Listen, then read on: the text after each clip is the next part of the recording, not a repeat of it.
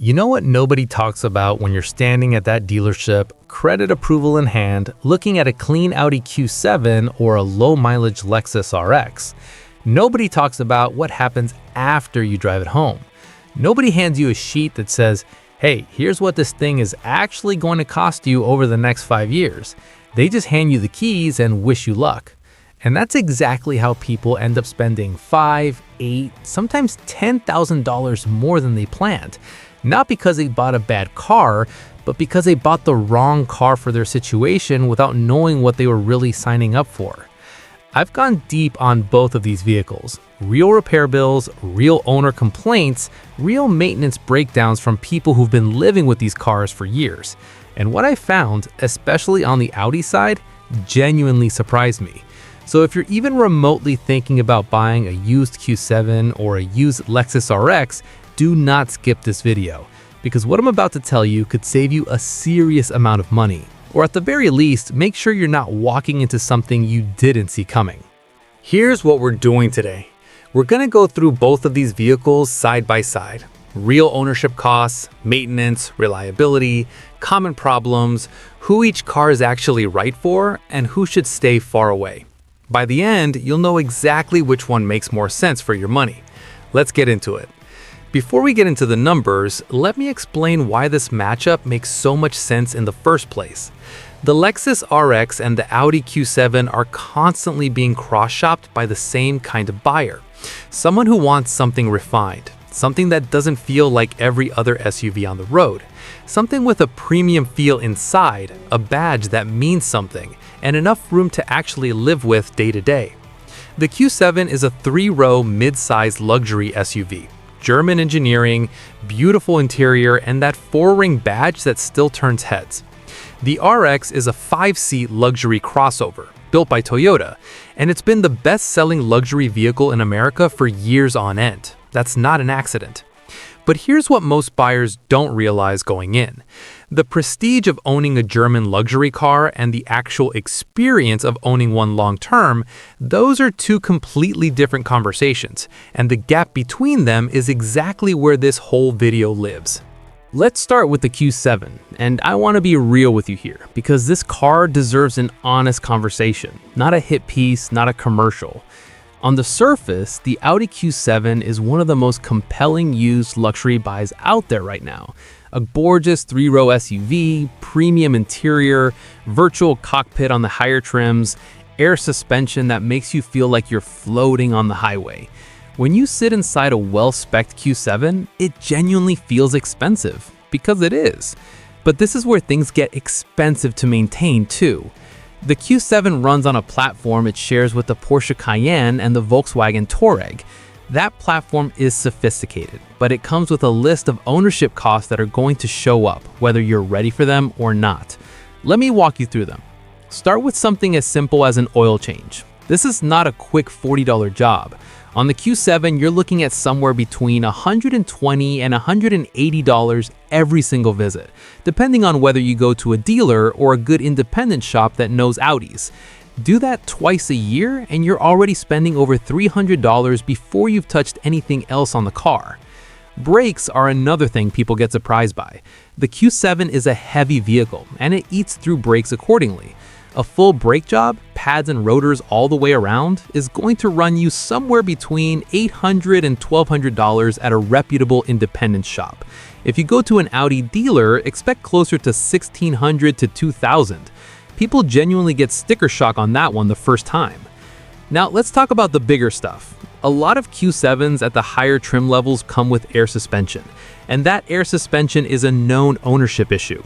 Air struts don't last forever, and when one starts to go, and they do go, you're looking at $800 to $1,200 per corner to replace. And they don't always have the courtesy to fail one at a time. Sometimes two go close together. If you end up doing all four, you're writing a check for $3,000 to $4,000 just on the suspension, and that's before the diagnostic fees. On the engine side, the Q7's 3.0 TFSI has documented timing chain concerns that show up in earlier builds of this generation. Not every single car, but consistently enough that it comes up in owner forums over and over again. A timing chain job on one of these isn't something you do in a weekend. It's a significant labor bill, potentially $2,000 to $3,000, depending on what gets addressed at the same time. If I were spending my own money on a used Q7 with over 70,000 miles, I would budget at least $1,000 to $1,500 a year just for unexpected repairs, on top of everything routine. And that's being somewhat optimistic. When you add it all up, oil changes, filters, inspections, brakes, tires, and the occasional surprise, you're realistically looking at $1,200 to $2,000 a year in routine maintenance alone. Factor in repairs, and total ownership costs beyond your loan and insurance can run $2,000 to $3,000 a year, every year. Insurance on the Q7 also runs higher than you might expect. Because it's a heavier, more expensive vehicle with pricier parts, full coverage typically lands somewhere between $1,800 and $2,800 annually, depending on your location, your driving record, and the specific year you're buying. And depreciation. The Q7 has held its value reasonably well compared to some German competition, but a 5-year-old Q7 has still typically lost somewhere between 45% and 55% of its original sticker price. On a car that started at $65,000 new, that's $35,000 to $40,000 gone in 5 years, which honestly is pretty standard for the luxury segment, but it's worth knowing going in. So who should buy the Q7? If you genuinely want a 3-row luxury SUV with real German engineering character, if your budget has some flexibility for maintenance, if you're buying a well-documented example with clean service records, ideally from a certified pre-owned program or a private seller who actually kept up with everything, and if you understand that this car is going to ask something of you financially, the Q7 delivers an experience that's very hard to match at its used price point. Who should walk away? If you're tight on monthly budget after the purchase, if you don't have an emergency repair fund sitting somewhere ready, if you're expecting this thing to run like a Toyota for 5 years with minimal attention, the Q7 will disappoint you, and it won't wait for a convenient moment to do it. Now, let's talk about the Lexus RX, and I'll be upfront. This is one of those rare situations in the luxury segment where the reputation is actually earned. The Lexus RX has been around since 1998. Toyota built this vehicle specifically to be refined and reliable over the long haul. And over 25 years of real-world ownership data, that philosophy has proven itself. This isn't the marketing talking point. The RX genuinely is one of the most dependable luxury vehicles ever built. Full stop. Here's what most buyers don't realize though. The RX gets so much attention for its reliability that people sometimes overlook the fact that it's also just a genuinely good car to live with every single day. The interior, especially on the F-Sport and the higher trim levels from the 2020 to 2023 generation, is legitimately luxurious. The ride is smooth, the cabin is quiet, and the hybrid powertrain in the RX 450h is honestly one of the most impressive setups in this entire segment. Refined, responsive, and incredibly efficient. Now, let's get into the actual costs. An oil change on the Lexus RX runs between $60 and $120, depending on where you go. At an independent shop that uses the right synthetic oil, you can be out the door for under $90 easily. That's already meaningfully cheaper than the Q7 on every single visit, and over years of ownership, that difference compounds. Brakes are more affordable too. A full brake job on the RX, pads and rotors all around, typically runs between $500 and $800 at a solid independent shop, partly because the RX is lighter than the Q7, partly because Toyota and Lexus brake parts are widely available, competitively priced, and every decent shop in America knows how to work on them. The RX does not come with air suspension as standard, and from a pure ownership cost perspective, that's actually a good thing. No air strut failures, no compressor issues, no $3,000 suspension surprise in year 3. When a strut needs replacing on the RX, you're probably spending $200 to $300 per corner, not $1,200. That difference alone can be the deciding factor for a lot of buyers. Now, I want to spend a moment on the hybrid battery question, because it comes up every single time someone considers the RX 450h. And I understand the hesitation. The idea of a high-voltage battery in an aging luxury SUV sounds like it could be a ticking clock. but the data on this is actually really reassuring. There are well-documented cases of these hybrid systems surpassing 250,000 miles on the original battery pack. Lexus hybrid batteries are not the weak point of these vehicles, and even in a worst-case scenario where you needed a battery replacement completely out of warranty, the cost has come down significantly as the technology has matured. You're probably looking at $3,000 to $4,000, and most owners never get there.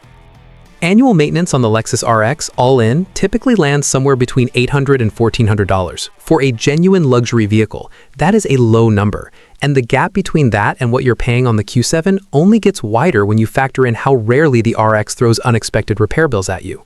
Insurance on the RX is also noticeably more affordable. Because parts are more available and less expensive, full coverage on a comparable year Lexus RX typically runs between $1,500 and $2,200 a year. That's a real saving versus the Q7, year after year. And then there's depreciation. And this is honestly where the RX makes its strongest financial argument. The Lexus RX holds its value better than almost any other vehicle in the luxury segment. A 5-year-old RX has typically lost somewhere between 35 and 45% of its original value, versus 45 to 55 for the Q7. That difference means when it's time to sell or trade, you're walking away with more money, and that matters. Now, let's be honest about what the RX doesn't do well, because this is not a one-sided review. The driving dynamics are not its strength. The RX is comfortable, composed, and smooth, but it doesn't communicate through the wheel the way a well-tuned German chassis does. If you love the feeling of a driver's car, the RX might feel a little disconnected to you. Some people genuinely don't care about that. Others care a lot. Know which type you are before you buy. And the third row. The RX doesn't have one. It's a 5-seat vehicle. So if you genuinely need that extra row for a growing family or frequent carpooling, the Q7 has a real practical advantage here that the RX simply can't answer. Who should buy the RX? Honestly, most people. If your priority is a comfortable, genuinely luxurious vehicle you can drive for the next 5 or 6 years without a parade of unexpected bills, the RX is a very easy recommendation. If reliability matters to you, if you want to go to every service appointment knowing roughly what it's going to cost, if you want to own a luxury car without the anxiety that sometimes comes with it, the RX is your answer. Who should look elsewhere? If you specifically need 3 rows, the RX isn't it. And if the German driving feel matters to you more than the cost difference, I understand that, and the Q7 might still be worth it. Just go in with a clear head and a realistic budget. Let me put this together for you clearly, because I think hearing it straight makes it click. On a used Q7 purchased at around 40 to 50,000 miles, realistic routine maintenance over 5 years is going to run you somewhere in the range of $8,000 to $10,000. On the RX, during the same period, that same category lands around $5,000 to $7,000. That's already a $2,000 to $3,000 gap just on oil changes, brakes, filters, and scheduled services. Unexpected repairs over 5 years. On the Q7, you should honestly budget $3,000 to $6,000 for surprises, possibly more if you hit the suspension or a timing issue. On the RX, that same category typically runs $500 to $2,000 over 5 years. The difference there is not small. That is a significant gap. Insurance over 5 years. The Q7 is going to run you roughly $9,000 to $14,000 in total premiums. The RX comes in at $7,500 to $11,000, another meaningful difference. And depreciation over 5 years. The Q7 loses somewhere in the range of $15,000 to $20,000 in value. The RX loses $10,000 to $15,000. That gap is money you get back when it's time to move on. Add all of that up, and you are realistically looking at $10,000 to $15,000 more in total cost of ownership on the Q7 versus the RX over a 5-year period, on a car that might have cost you $45,000 to $50,000 to buy. That is a number worth thinking seriously about. Comment below if those numbers surprised you. I'm genuinely curious how many people go into this comparison assuming the two cars are roughly equivalent on the cost side. I want to spend a minute on something that gets overlooked in these cost comparisons, because I think it matters.